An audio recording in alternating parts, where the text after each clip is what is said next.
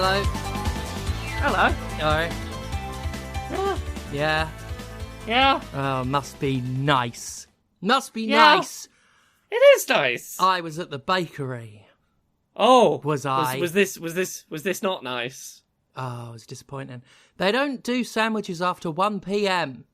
for some reason. What? They don't do sandwiches after 1 p.m.? After 1 p.m. But That's... But that's still lunchtime. they may have had a policy change because it's absurd that they would do that. I was there after 1 p.m. and I thought I'd try my luck. They were doing sandwiches. That's okay. In defiance of the rules, In defiance of the rules. Or the as a rule workers change. rose up and said, no, we will continue to make sandwiches past 1 p.m. If there's anything a bakery should be making after 1 p.m. still, I feel like it is sandwiches. It would be Sandwiches are the sandwiches. default. Look, it's gone past lunchtime and I really should eat something. I'll grab ... a sandwich. Yeah. The fucking default. Absolutely. So yeah, you know, either they have made the right call and altered their policies, or I got lucky, or so I thought. Or so you thought. They were all out of prawns. Wow. Wow, the universe lifted you up to see the peak of the mountain and then dropped you. I hate being lifted up to see the peak of the mountain before being dropped. It always happens. Life's better without hope. Let me tell you that. Life's better without hope. Don't dream. If there's anything that this podcast has been set up to teach our listeners after 9 years, it's don't dream. I mean, that's also the message of Nightmare on Elm Street. Oh, absolutely. Yeah. I honestly don't disagree with you. It's not one-to-one, but I had a similar experience this morning in one of, I'm gonna aspire and trying to, sort of better myself, and then, oh no, everything comes crashing down. I usually go swimming once a week. It's just a little routine me and Jane have. It's lovely. We've not been for 3 months because we got some tattoos, and you're not meant to swim for a little while after you have tattoos. It's been 3 months. We're like, yeah, let's go swimming again. Let's get up and do some exercise in the morning. And I go and do my little swim, and now my knee is fucking killing me. Ugh. And I'm like, this is it. I try and go, I'll look after my stupid physical health. I'll go do a little bit of exercise, and my body's like, oh, you want to exercise me? Fuck off. I know how that goes. As someone whose cartilage departed them a long time ago. Yeah, how dare I go and do a gentle swim in the slow lane with all the little old ladies who are also doing their swims in the slow lane? How dare I do a very gentle warm-up exercise? You're in your 30s. How dare I? You're in your 30s, love. This is it now. This is who you are now. Although I'm left a little disturbed by the point Conrad brought up. Because, looking back on the interaction I had at the bakery, it was strange that, as I left, I just heard, "Oh! You want sprout sandwich after 1 p.m., do you? Well, what if we do sandwiches and there are no prawns?" And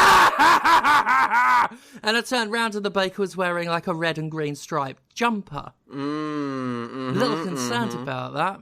I hate being Krugered. "Oh, you want to swim after a tattoo, do you? Well, what if your knee got fucked up?" Oh, Laura, we've been Krugered. That'd be a great TV show. You've been Krugered. Zoom does not enjoy Kruger's voice. Nor did my local recording. Oh, good. Looking forward to that. Oh, the listeners in for a treat. You like Punter? Puntoid? You like Punter? No, this is the kind of shit I did on it. You like Podquisition, do you? Well, Nope. what if Stephanie did stupid fucking voices and hurt your ears? No one comes to this show for good audio quality and audio that is a treat. Is not I think what anyone was tick boxing this show for. No, they come to the wrong place. So anyway, I didn't get a call back from the audition for the Nightmare on Elm Street remake. Can't think why. Odd. Yeah. Bit of a shame. Apparently they went with someone else for Nancy. So, what can you do?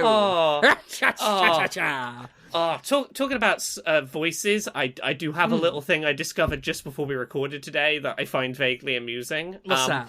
So, we talked a while ago about that whole Justin Roiland thing and him getting kicked off all his projects for being a bit of a shitty person. We finally have the first one of his projects that we found out what they're doing to replace his voice on. It's not one of the big... It's not one of the big ones. It's Solar Opposites. A show about some aliens that he did a voice on. Of course. I mean, Justin Roiland, of course, most famous for the Hulu original Solar Opposites. And the only reason I bring this up is because I find it amusing that they're not trying to replicate the Justin Roiland voice at all. There is a clip that shows the new voice actor and how they get into that, which is some aliens are playing darts and accidentally throw a dart in Justin Roiland's character's neck and use a badly calibrated voice and throat repair ray gun, and his voice is just an entirely different fucking voice. And they're like, oh, we could recalibrate the gun. No, one of the other aliens is kind of horny for the new voice. Therefore, that's what they're doing. You know what? And I just think that I respect that. Yep. Fine. I respect not trying to find someone to go, oh, geez, Rick. I honestly think that's the better choice, because now you're no longer reminding people of that fucking asshole. That is true. It's in the category of things of there's a show called Bob's Burgers. Great show. Oh, lovely show. One of the characters in that is Jimmy Pesto. Yep. He's a sort of antagonist character. His voice actor did January 6th. Yeah. Got arrested for January 6th shit. And I don't know what they're doing about kicking him off that show. I know they're kicking him off. Yeah. But all I want to happen is his character in show I want to get arrested for January 6th riot shit as well. And it's just he's gone. He did January 6th. I would gone. like that. That would be good. As far as the Justin Roiland stuff goes, it does still leave the question of Rick and Morty. Mm-hmm. But I think I've got a solution. Yeah. Oh! Morty! Get in this spaceship! Sure thing, Rick! I'll do them both. Oh! Don't do a bad experiment, Rick! I will, Mountain! Shut up! There we are. Sorted. Nailed I got it. a dot in my neck. Yeah. Oh, dear. Oh, welcome to Podquisition. Hiya. We ostensibly talk about video games here. Has everyone been playing video games this week? I played a game. Yeah. I mean, I played it a couple of weeks ago. And just held off, but briefly, because I ain't got much to say. Yeah. I didn't see it on the news list. I might have missed it. But Chocobo GP.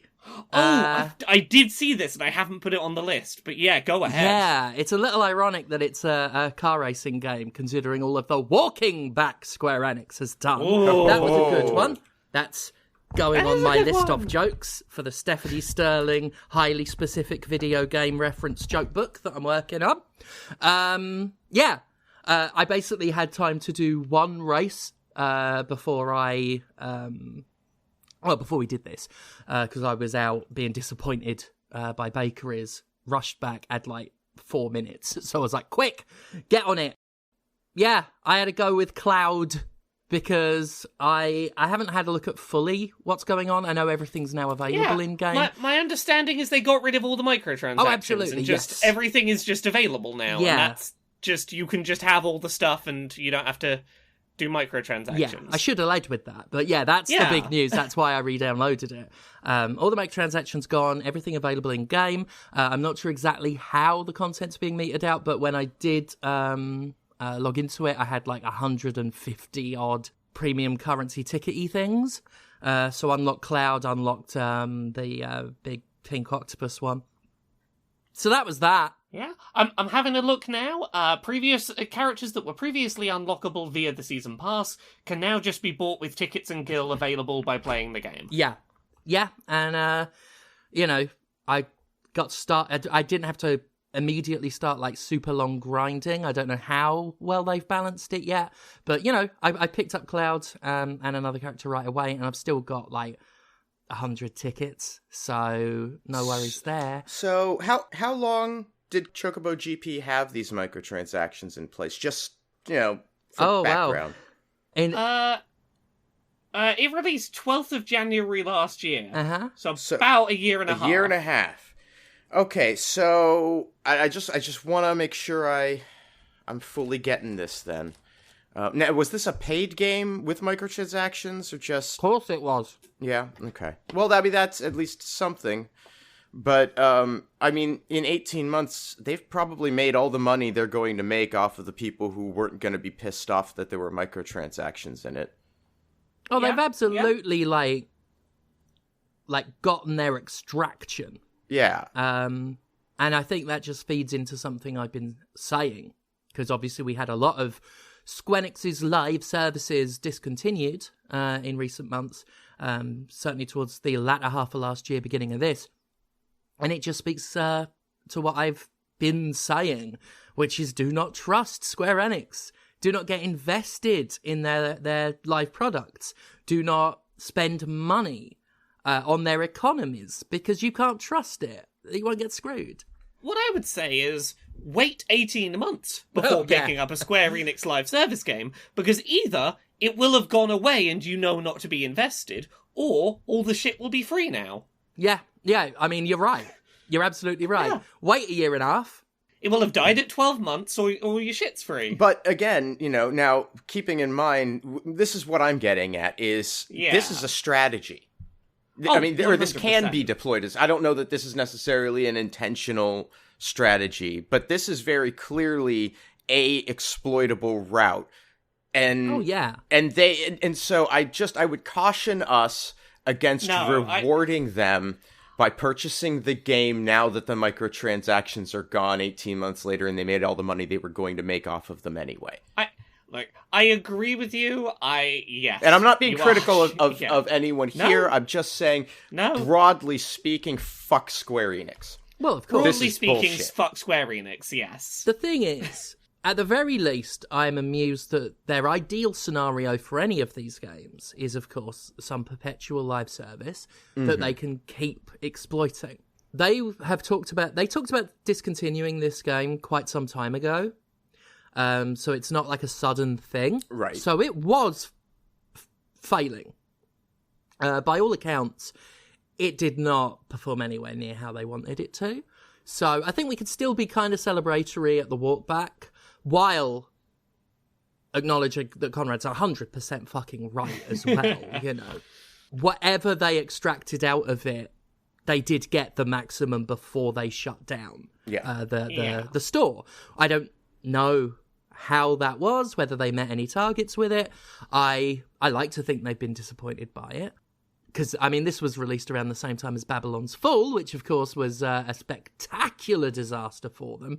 The more I see these services sort of fall apart, the better. Because I think the whole live service concept, the way it was packaged and codified, was a blight. The thing about Chocobo GP is it was a good game, fundamentally. That's a good kart racer that they vandalized. So I'm at the very least pleased to see the vandalization taken out so that what could have been a good game can be a good game. So there's that at least. So yeah, stuff we played this week. I've not got a huge amount to talk about played wise this week, but I do want to talk about a game which we talked about the other week. So I beat the demo for Lies of P. Yeah. That is a chunky demo. Yeah, I saw you list the amount of time you played on it. Yeah, did you play that demo through to the end? Not yet. I actually stopped because I got to the point where I thought the demo was over and it just carried on. It's got 3 main bosses in the demo. I played 8.5 hours.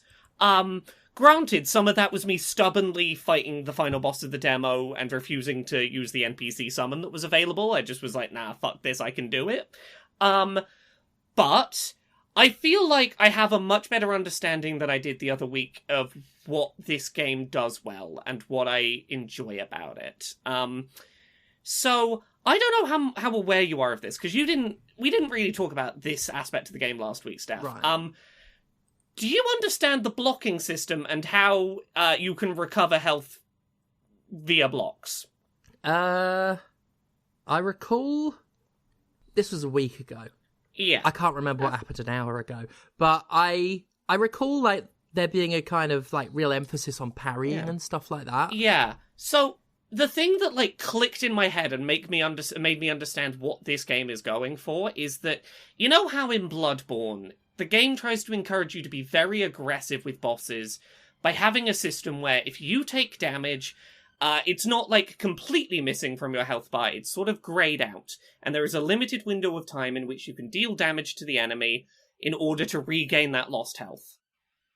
Lies of P wants you to play similarly aggressively and up close with bosses, but the way that it does this is that you have a block function that, if you are just holding block, and, like, preemptively holding it to block an attack...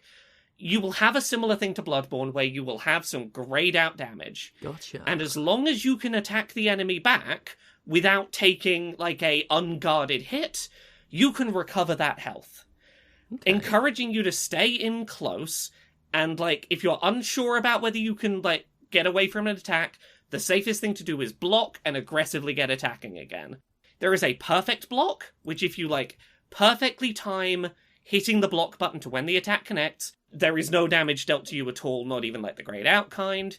Obviously, like, there is an ability to do dodge rolling, and obviously if you dodge out the way of an attack successfully, that is the ideal, because you are sort of getting that distance away from the enemy. But I think what the game is really sort of trying to get you used to is stand your ground. Practice blocking. Right. Ideally perfect blocks, but if you don't perfect block and you preemptively block a little early, that's fine. Use a fast weapon, get some attacks back in, you'll get that health right back. And sort of understanding that was what the game was trying to drill into me really changed how I played fights, and I really enjoyed it. Okay. I am actively really in love with this game, and I am very excited for it to come out. Nice. I will just say, on the defensive aspect, because I was just looking it up some more again. Yeah. And a couple of hours ago at the time of recording, stories have come out about the director talking about the dodging, which I complained about. Oh, okay. And they are apparently going to fix it. Like, they're going to improve it. Fella said in Lies of P, dodging and guarding are one of the most crucial elements. We're currently undergoing a comprehensive evaluation on the various aspects of dodging, including invincibility frames, distance mechanics, and more. Yeah. That's very good, because I am certainly a dodger more than a parrier. Well, usually that is me. I'm usually a dodger rather than a parrier, and I won't pretend that a part of me, you know, moving towards blocks and parries here wasn't to do with the reliability of the dodge. But I also feel like the fact that there are these sort of very Bloodborne-inspired mechanics around blocking felt like blocking was sort of the intention it was trying to convince me towards. Even without the dodge being improved, I will say, once you beat the final boss in the demo, you go back and unlock a new upgrade tree system, and one of the first things you can unlock on that is an additional dodge follow-up, which means that you can start doing a double dodge. Oh, cool. Even if it was not helpful, you know, in any of the actual bosses, I did play around with it a bit, and it did feel a little better to dodge even at that point. So, like, there is stuff in that game that will improve that, but I am glad to hear that they're looking at the balance of the base dodge. So yeah, I'm genuinely really happy with what I've played of Lies of P. It is a really robust demo that gives you a good chance to go, do I like what this is presenting? I would definitely recommend people towards using light and fast weapons over heavy ones. And again, this, you know, Bloodborne was, I think, the same for a lot of people, but specifically because a lot of this game's mechanics around getting your health back post-block, or if you've run out of healing items and you can deal enough hits to an enemy, it refills one healing item for you. Those mechanics both really seem to reward lots and lots of small hits rather than a few big ones. But yeah, I am really pleasantly surprised by that game, and I am excited to see what the finished game ends up being like. Also, playing it is infinitely improved if you stick on the Shadow the Hedgehog soundtrack during boss fights. It is exactly the tone that those boss fights deserve. Go do it. Perfect. What about What about you both? Steph, you what? Steph, you go, Steph. Because you've only got one. Yeah, Conrad. Okay. So what have you played, Steph, this week? Well, I know you've been playing it too, so we can do that because I am still quite obsessively playing Street Fighter 6. According to what I saw listed this morning in my stats, I've put 56 hours into it across all the modes. I know about like 30 to 40 of those hours have been in World Tour mode. Sort of, it's just it's like a long fucking RPG at this point. Mm-hmm. I've got to be drawing somewhere close to the end because like there's a lot of story stuff culminating, but there's still a shitload left to do. The World Tour mode is so extensive. Right. It's so much and it's all fun. I don't remember the last time a fighting game had this elaborate of a story mode. Oh yeah, like on its own, it's a game. It's a full game on its own. But the other stuff's, good. The proper like fighting game stuff. The battle hub where you can just wander around in this lobby and see all of the freaks that people have made as characters. People have had a lot of fun with that character creator. They have indeed. Just tiny-headed, big-bellied, troll-looking guys with glow-in-the-dark skin. Great stuff. Last week I hadn't done avatar battles, because in the Battle Hub there were all these like arcade kiosks where you sit down and wait for someone else to sit down, and then you pick one of the established characters. But if you stand in the middle of the hub, then you can open yourself up to use your created character to fight. Yeah. And that's fun, because, it's so unpredictable. Because you build up this character, and as you play World Tour, you can mix and match other characters' special moves. So, I've currently my character's like doing the Ryu's spinny kick and Yuri's upward jumpy kick, as well as the spinning pile driver, because of course. Yeah. And some Kami stuff. And it's just interesting to see how people are mixing up all their movesets and stuff. Yeah. So yeah, I am still, my Jimquisition on Monday pretty much laid it out how much I like this game. I adore it, and I am still genuinely happy. This is the happiest I've been playing a game for a long time. Like, in terms of just undiluted joy. It has been a joy. Plus, I'm really starting to nail doing Marissa's in Fold as an actual real-life wrestling move. I might bust that out in the London show next Thursday. That's June 29th, for those listening. It feels very mighty to grab someone's arm and wrench it as you shove their head down. It's very mighty. I've been really digging this game. I've been playing, like, online matches, and I've gotten really into it. I've been really gravitating towards Jury recently. I really enjoy that whole, like, setting up the sort of bars of stuff by doing your sort of back special kick, and then have just, like, absolutely corner dominating a person and, like, just kicking them into oblivion. I really like her throw move, where she just lifts her foot up on their head and pushes them down, and I'm not getting off on it. Who said I was? Yeah, no, look, literally no one is going, what's she doing with her feet? Capcom know what they're doing. With her feet. You don't have a fucking, the title screen has her with her foot as big as her face. Like, they know what they're doing. Like, I was playing, like, her little story mode, and between levels, like, as it shows you flying to the next level, like, her pose is just stood there with a leg lifted up at face level, and it's here's front my toes, and have center. a look. Yeah, like front and center, exquisitely detailed. Thank you, Capcom. Thank you. I just feel seen. But yeah, you've been maining Jury, yeah? Yeah. I've played around with a few other characters. I'm definitely gravitating, as I always do in these kind of games, towards a lot of the faster, more maneuverable characters. Yeah. I definitely am not sort of suited for the slow and heavy types. No, that's all right. I'm handling that side of it. maining good, yeah. No, Marissa. I've played against enough Marissas to be like, oh, that is a very powerful character that I don't have the patience for. I want to be sat there going, hit button, hit button, hit button. I'm doing things. I don't want to be patient. Mm-hmm. Well, I've been splitting my time equally between like polar opposite ends of it, because Marissa is my main, but like my second one is Cammy. Oh, Cammy's been fun. Yeah, she's really good. Yeah. Real good sort of distance closing moves and sort of ones that shift her behind the other player. Yeah, I found her to be a lot... Obviously, Marissa's where my heart is, but as a secondary character, Cammy's been a lot of fun. And Juri's fun as well. I've been playing as her a fair bit, and she is a... Yeah.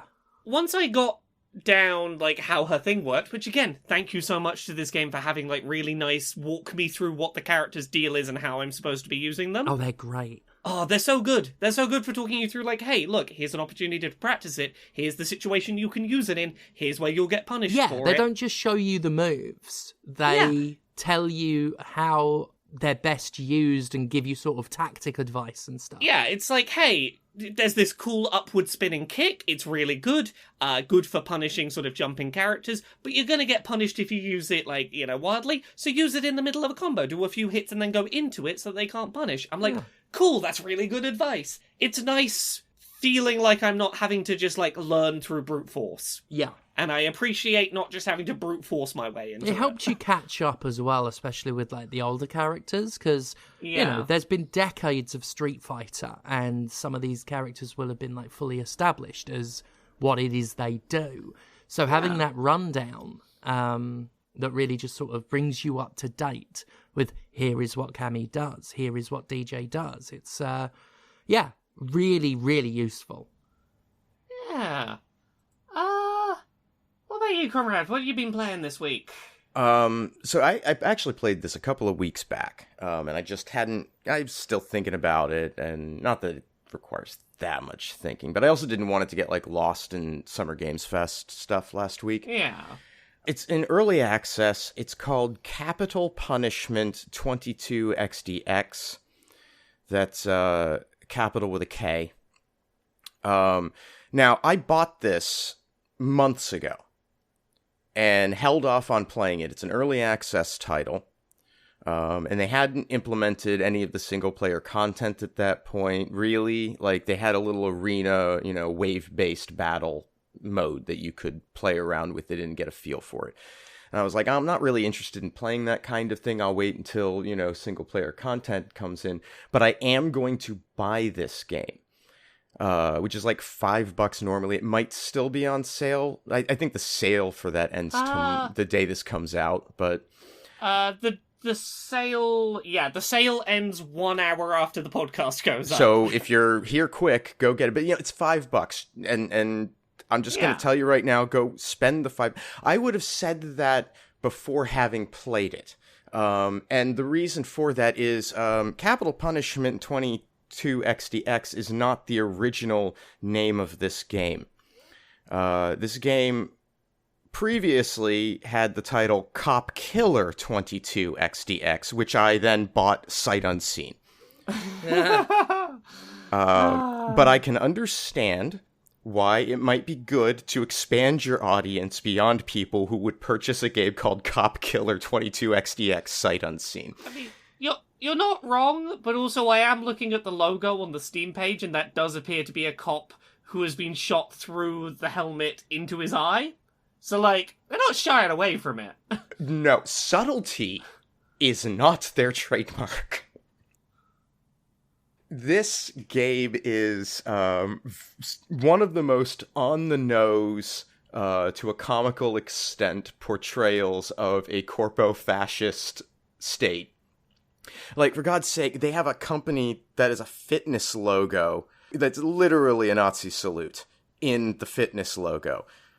It's like they're not pulling any of that, and to an absurd degree. The single player content that's out now is like the first act, and I've played through that. And the game is a side scrolling platformer with low resolution sprites. You've got a jump, you've got a punch. It's part brawler, but it has shooting in it also. You do also get a gun. And it has one of those mechanics where the manner in which you dispatch enemies determines the reward you get for having killed them. So if you defeat an enemy with a melee attack, you get ammunition for your gun. And if you kill an enemy with your gun, you get health. And I like that. That works really well. That helps a lot because the game is incredibly chaotic in combat at times. 2-3 enemies on screen, sure, no big deal, but pretty quickly you'll wind up in situations where there are going to be 6, 7, 10, and it's a lot happening, and your attacks are pretty short range for the melee. The gun is very effective, but you will there are a lot of enemies that have riot shields, big guys with riot shields that will block those, and you'll need to get behind them. Enemy diversity just in that first act is not bad. And it's a chunky first act. Like, I think it's 7 stages. So there's a fair amount of content that they launched with that first bit of single player. And the combat is good. The enemy variety is pretty good for, it being like a single act. I'm hoping we get to see some more stuff in future places, which are going to take us to, different environments in the game. So that's cool. The story of this, it's like a corporate dystopia type setting that we've seen sort of a lot of. And the inciting event is your character, along with a friend, hijack a pharmaceutical company transport vehicle to get needed medical supplies for your community because they stopped accepting the corporate script that is the form of currency used by all of your people, and the transfer fees to convert it into cryptocurrency were making everybody too poor to eat. And so you get arrested and taken to prison where another corporation has a contract with the government to provide police services, and you're to be converted into a police cyborg. But the computer shuts down before your mental conditioning can be complete. So you've got all of the physical augmentations, but you want to kill cops. It's pretty good. It's pretty good. And there's a fair bit of stuff in it. You meet some other NPC characters that wind up squatting with you. I say squatting. That sounded like squatting as in taking over a residence from a landlord by force. I meant squatting as in to form a squad of characters. Yeah. The other might also be true at some point in the game. I would not put it past them. And so these characters are tied to the directional pad on the controller. And each provide a special effect, in addition to just being combat characters. One of them can heal within a range. One of them disrupts enemy electronics. One of them just goes into a rage and kills everything. And another one sets turrets. And these characters come and go depending on the level that you're in. It needs probably a little bit of refinement in those melee combat. It doesn't feel particularly impactful to make hits, and that can be hard to tell if you are actually dealing damage. You are. It works, and nobody takes more than a few hits to take down. But I think if enemies were any more spongy than that, it could be a real problem. But it's funny, and it's $5, which I think is well worth what's in the game now, and there's going to be, it looks like 3 times the single player content by the time it's done. I really like this game. It's something that I bought having no expectations of, and I'm pleased to find that under the hood, it's a pretty solid game from people who clearly understand how to make a retro platformer. It feels good to play. So yeah, I would say go check out Kapital Punishment 22 XDX, even in early access. But I will probably be talking about this more as it continues, because I really like it. Yay. Steph, you played anything else this week? I have played, well, there's a new Aliens game out, and it's not a genre I'm normally into, but I'll give most genres a go if there is a selling point that gets my attention, and of course anything related to aliens gets my attention. Like Fireteam Elite, it's published by Focus, and at points it shows that it is one of Focus's product. It's hard as fuck, but really kind of interesting. I can't yet tell if it's good. It's a horror real-time strategy game by way of Darkest Dungeon. Uh-huh. Yeah. Uh-huh. So, fundamentally, you are controlling a squad of 4 Marines. They all act as one, basically. You tell them to go somewhere, they all go somewhere. You tell them to interact with a door or tell them to pull off a certain skill. The game will select one of the Marines to do it, and that's basically how you get about. There are these really large maps with missions that you don't have to fully complete in one go, because if it gets too shitty, you can pull out.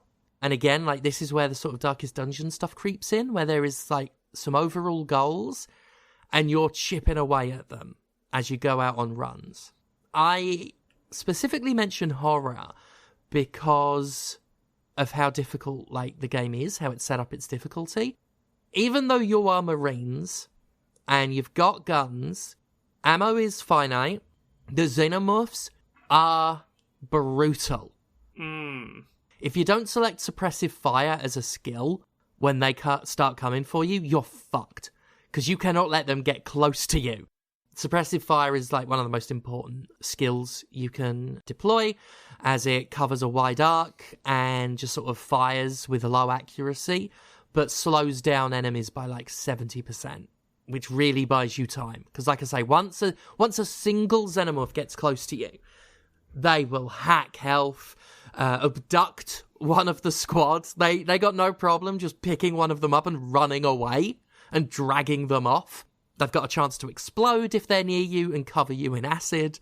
And there are other sort of... It's not just that the xenomorphs are kind of intimidating, even just one of them. You have to do everything you can to make sure that more don't know you're there.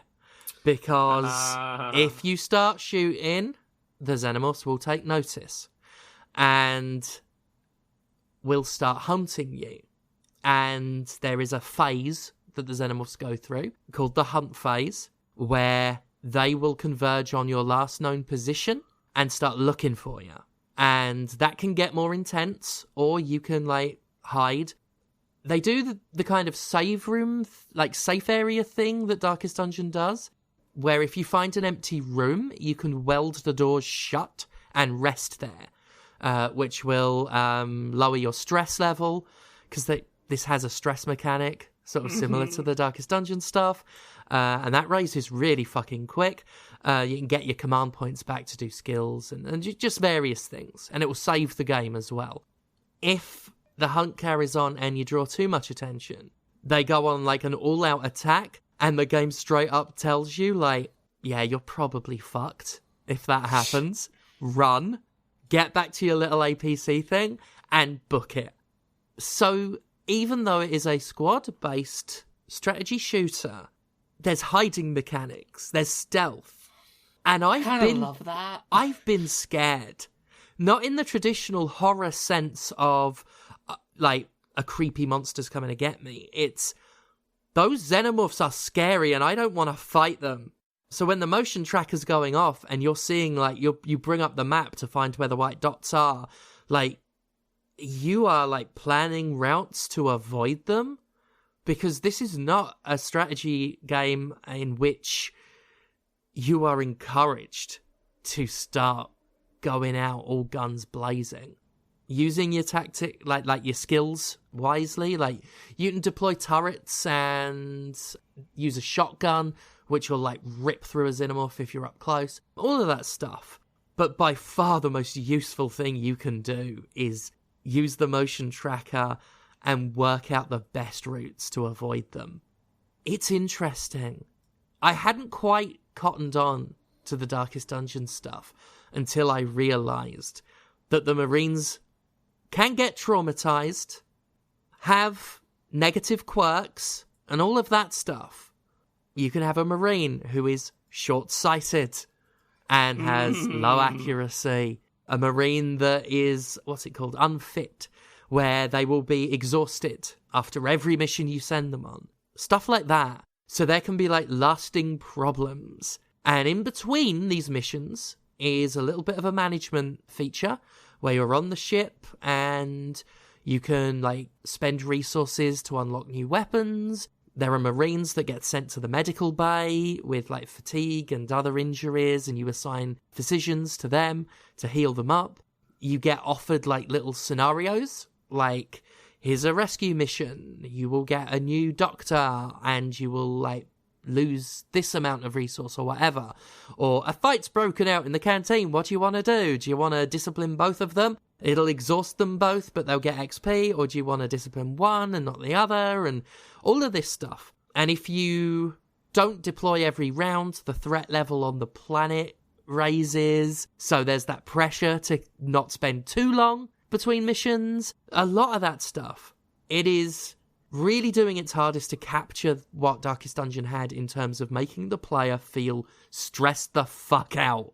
And featuring a lot of characters that end up getting stressed the fuck out. And I'm not yet sure how to feel about it. But I am incredibly interested. It's not what I expected when I saw that they were doing an RTS. I thought it'd be a lot more straightforward than it is. But I do appreciate that at one point, my first mission was such a disaster because I hadn't yet learned to be properly scared. And it reached a point during the mission where a pop-up came up on the screen and just said, the aliens are so hostile and your resources are so depleted that your chances of surviving this are incredibly slim to none. You should leave. I feel like what that video game is doing is the equivalent of when you're playing Dungeons and Dragons and the DM has set up you're gonna bump into the big bad, early on in the story so you can see, what the threat is, and we'll go fight them at the end when you've done many hours of adventuring. No, do not try and pick a fight with them. Do not pick a fight with them. If you fight them, I'm just gonna have to break character and tell you if you fight them, you will die. It's that lovely little moment. Yeah. And of course, the fact that the missions don't all have to be done in one. You don't fail a mission if you run away. You can fail certain sub-objectives, you get given a whole bunch of objectives that can shift as you complete them on the map. You can have a rescue mission as part of the deployment where you've got to, find some non-combatants and get them back to your APC. And they can be killed really fucking easily. They can be killed and abducted, but you don't get a game over, necessarily. Now, I don't know what happens if every Marine you have gets killed and, things become untenable that way. But near as I can tell, the game is about knowing when to fold them and being very fucking careful and going very slowly. I feel like that's the tone that an Alien thing should have. Yeah. A lot of people, forget, I think, what happened in Aliens. Because the spin-off media especially just remembers Marines blasting a big horde of aliens rushing at them and make video games based on that. They forget the point of Aliens is no one listened to the woman with the experience. They went in with their big dicks and their macho attitudes and got fucked. And that's the point of Aliens, is these guys were so fucking, assured of how badass they were. And the one running his mouth the most was the one who ended up crying and whining the whole time. Whereas this game gives you your Marines and gives them their guns and gives them all their oorah, and you start playing it and you're like, oh, I have to be really fucking scared of this. I've got to be worried all of the time. So I really do, I think as far as the dynamic goes, really interesting. I didn't appreciate the last mission I played. I was doing quite well. I was being super careful. I was avoiding trouble. And then suddenly just some xenomorphs popped up, kicked the shit out of me, wounded one to the point of incapacitation, and dragged another one off. I still tried with 2 Marines, but eventually reached a point where I'm like, it's too hot now and I should leave. So it does feel like there are going to be there just was a point where I felt I was doing really well, and then the game just went, nah. And I don't know how annoying that's going to become. Speaking of annoying, the other thing that I really don't appreciate, and you can't toggle it, I went in the menu and desperately looked, the Marines don't shut up when you command them to move. And there's always someone going, move, move! Pick up the pace, you slugs! Pick up the pace, you slugs! Move, move! Pick up the pace, you... Like, they've got, like, a tiny pool of things they say, and every time you move them, they say it, and it's fucking annoying. Other than that, I've still got to spend more time with it to find out how much I actually like it. But it is fascinating, I think, to blend what it's blending together genre-wise, and do that as an Aliens game to boot. Fascinating. And I feel like in the same way Alien Isolation captured the spirit of the first Alien film, this game in its own strange, janky way is doing a pretty good job of capturing the actual theme, one of the central themes, behind Aliens. I'm very interested in that. Very interested by that. So yeah. Neat. Is that everything we played this week, or has anyone got anything else? I think that's done. it, yeah. Yeah. Well, in that case, we've got a couple of little bits of news to do. You know where I'm going to start today? This is just a little quick one we can get out the way.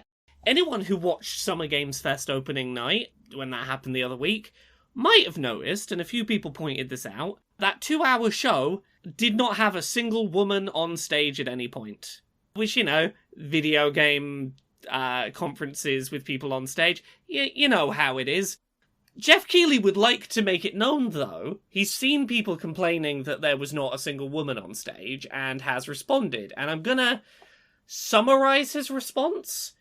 Actually, we did have one woman who was planned for the 2-hour show, but she had to cancel, so, it's not our fault there were no women. We had one woman, and they didn't come, so it's not our fault. 2 points. It was all men. I have 2 points I just really need to make. First of all, yes, it is your fault that there were no women on the stage, because if you had merely attempted to include 2, you would still have had one. It's the problem with tokenization, sir, is if you only have one person to tick a box, and then something goes wrong, you then appear to have invited no one of that demographic. Maybe a 50-50 split would have been less likely to have the women all drop out. Second, if I'm honest, Jeff, can I call you Jeff? Jeff. Just fucking lie to me. Just fucking lie to me. All you have to do is say, you're right. I hear your concerns, and we're going to do our best to address this going forward. That's it. Yeah, but he just couldn't let it go and be like, no, I asked one woman, and she couldn't come, so it's not my fault. It doesn't actually matter if you then follow through the following year, because only 12 people maybe will remember that you lied about this, Jeff. Just lie to me, and then I don't have to talk about this. Right.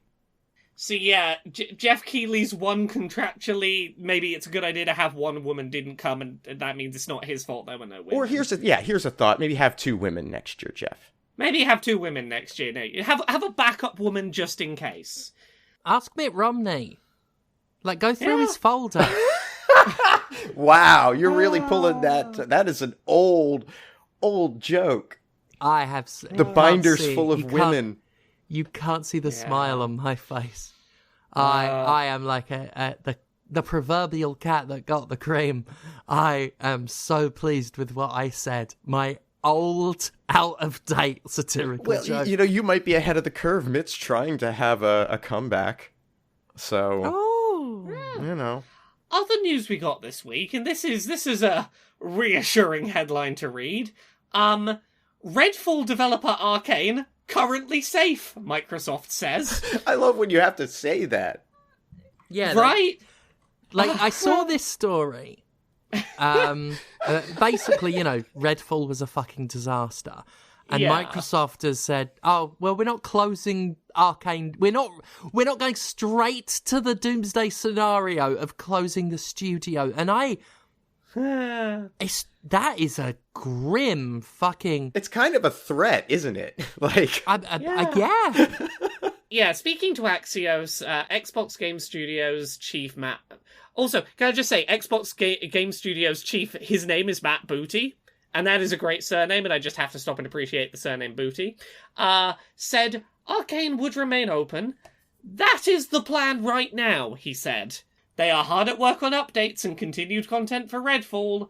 He continued saying he wanted to support them, being able to keep working to deliver the game they had in mind. So all he's actually said is, well, yeah, we're not going to close them right now. They've got to finish unfucking Redfall.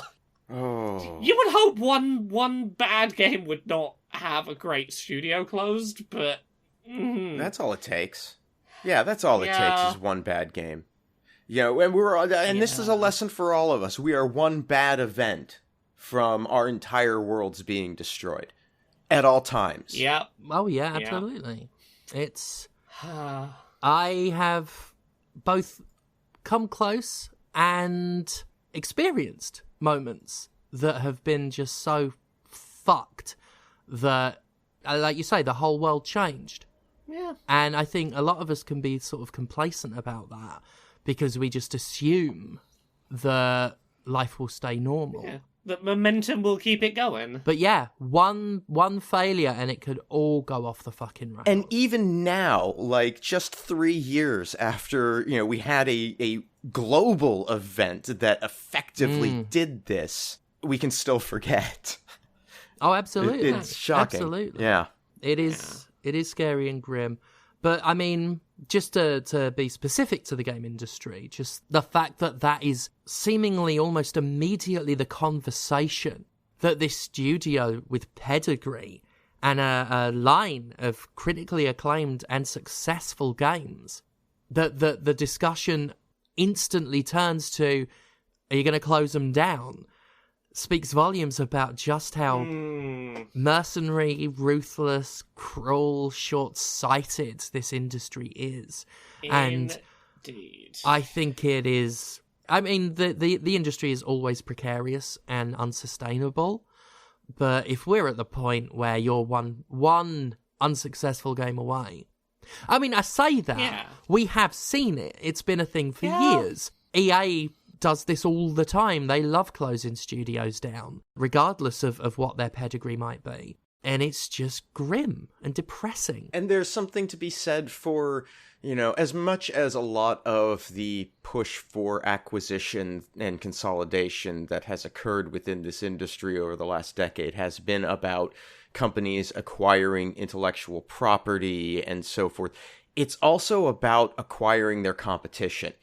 And at the end of the day, you didn't really give a shit about your competition, or you would have been making what they made. So it's easy for you to shut them down.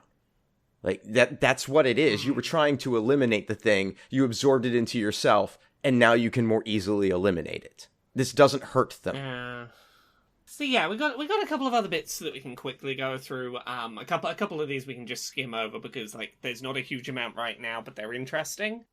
There's been a bit of news that was doing the rounds yesterday that there's a bit more context to now, and we'll very quickly go through it. Stephen Toledo shared a story on Axios about the fact that, we talked about the fact there's a bunch of gamers trying to do an antitrust suit against the Microsoft Activision Blizzard King purchase because they're like, hey, we think it's bad for us that you might take games off of PlayStation, etc. One of the things that they have access to is currently being referred to as Exhibit K. The way it was being portrayed yesterday was it supposedly was an internal Microsoft email they'd gotten their hands on, showing an Xbox executive saying that the plan around buying Activision was to put PlayStation out of business. Now, we have not seen this email. Microsoft's response to this is that while they will not divulge the contents of the email, they say that it was sent in 2019. The implication being that is before officially the announcement of the intent to purchase Activision Blizzard, and to sort of imply, if an email about us wanting to put PlayStation out of business exists, it's nothing to do with the ABK acquisition. Please don't conflate the two. It is interesting, they do not debate the fact that this email that supposedly is an executive talking about wanting to put PlayStation out of business does exist, and if that somehow happens to surface, it's probably not going to look good for them. Until we know more about Exhibit K, it's tough to say either way what actually is in there, because right now the only description we have is from a side that has a vested interest in presenting it one way.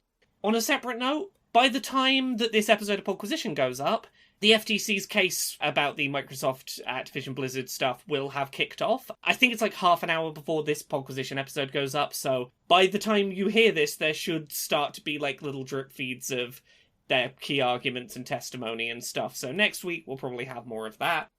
The last little bit, and this is the most substantial of the updates to the trying to buy Activision Blizzard King, we know a bit more about what the FTC dislikes about the acquisition, and I think it's honestly a pretty strong argument.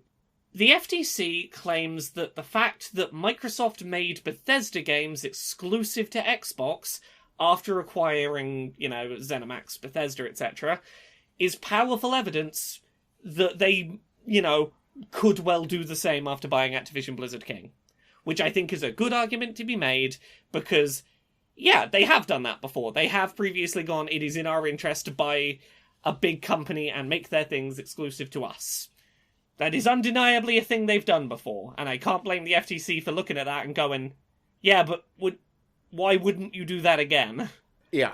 Yeah. And I think they will. Yeah. But while we're still on the subject of the Activision Blizzard King merger, yeah, I want to point out just a little bit of additional, just a little reinforcement of my attitude that, by the way, Microsoft actually does not care as much about this Call of Duty console war shit as they do about acquiring King. Yeah. John Walker put up on Kotaku a article running down sort of the numbers in a study done by PricewaterhouseCoopers on what the gaming industry consists of financially in terms of sales and profits.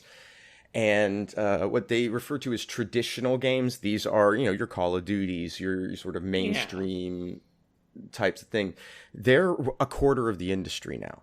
Yeah. And the other 3/4, well, it's 69%, nice, but that's social and casual gaming. Yeah.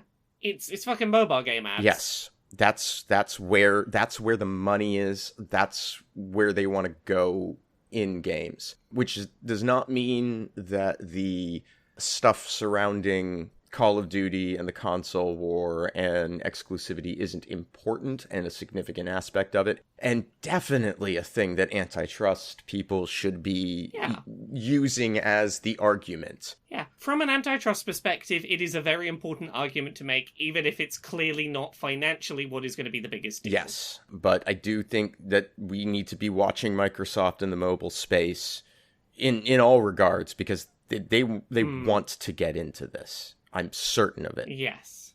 I mean, we know that they want to have their own app store on mobile. Mm-hmm. That is the dream they're aiming for, and this is a step that would really help them.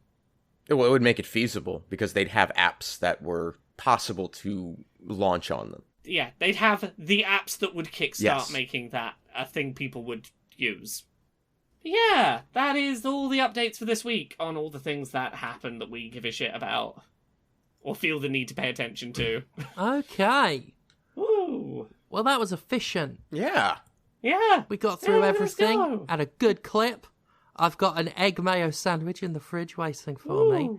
I compromised and got egg. So that's something that I and everyone around me are going to have to deal with. Speaking of dealing with, Laurie, you've got all sorts of deals in the works, all sorts of wheels and deals, and we need to know about them. I do.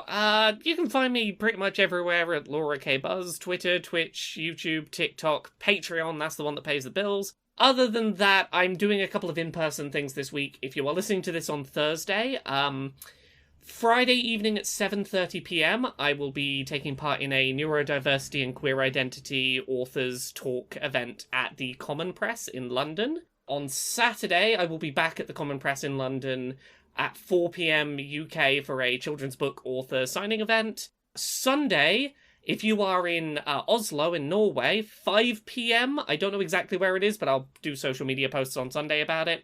Sunday, I will be giving a talk in Oslo about queer identity and its intersection with neurodiversity with another fellow autistic trans author. Should be a really good panel talk event we've got going on. That is in Oslo in Norway. I will give you the specifics on social media. Those are some in-person things I got coming up, but just look at Laura K. Buzz on social media. You'll find me. What about you, Conrad? Well, you can find me at Conrad Zimmerman on Twitter and Instagram. You can hang out with me on Twitch at twitch.tv/thatconradzimmerman. I'm still playing through Alundra. It has been very, very good. You could buy anti-capitalist propaganda and official Jimquisition merchandise at mercenarycreative.com, and we've got a sale going through the end of the month for Pride stuff, so go check that out. And everything I do online gets supported through Patreon at patreon.com/fistshark. And you know who else has a Patreon? James Stephanie Sterling. That is me, and I do have that. Conrad isn't lying to you. Don't call him a liar. Patreon.com/Jimquisition. That supports this show and the Jimquisition, which do check that out this week on the Jim Sterling YouTube channel, because I'm really proud of it. That is one of my favourite videos I've ever made. It's about the accessibility in Street Fighter 6. We will have a review for that game on the Jimquisition.com as well, either before this goes out or slightly after. That's good. Check that video out. You'll get to see my collection of salty Street Fighter players that I've been saving up. Some lovely screenshots in there. Brilliant. The funny thing is the one that posted the Fisher Price controller. Oh yeah. Just showed a really. I want that controller. I don't care if it makes me a squad. Oh no. Do you want to know the best thing about that controller? Yeah. If you do the Konami code on it, it recognizes it and plays a special little tune for you. Like someone who knows video games was involved in that Fisher Price controller. Oh, I love that. Oh, I'm going to get one there for definite. Right. What else? Right. My next wrestling date is June 29th. That is Fist Club in London. That's going to be my London debut. Right now, I think you can only get tickets via being on a waiting list, because I think we sold it out. Might have been my fault. But I'll keep mentioning it. The next confirmed date after that will be July 8th in York. And that's True Grit Wrestling. And then in Manchester on July 9th, at the Head Bar in Manchester, it's going to be an evening with Commander Sterling, which God knows what that's going to be like. But those are the other... Oh, and August 26th in Leeds is another True Grit show, and that one is going to be utterly huge in terms of like highlights of my career. It's the most important match I've had or will have. So yeah, that's all that. Thank you so much for listening, and I will see you next time, as will Laura, as will Conrad. We'll all be here, probably. Yeah. Bye. Bye. Bye.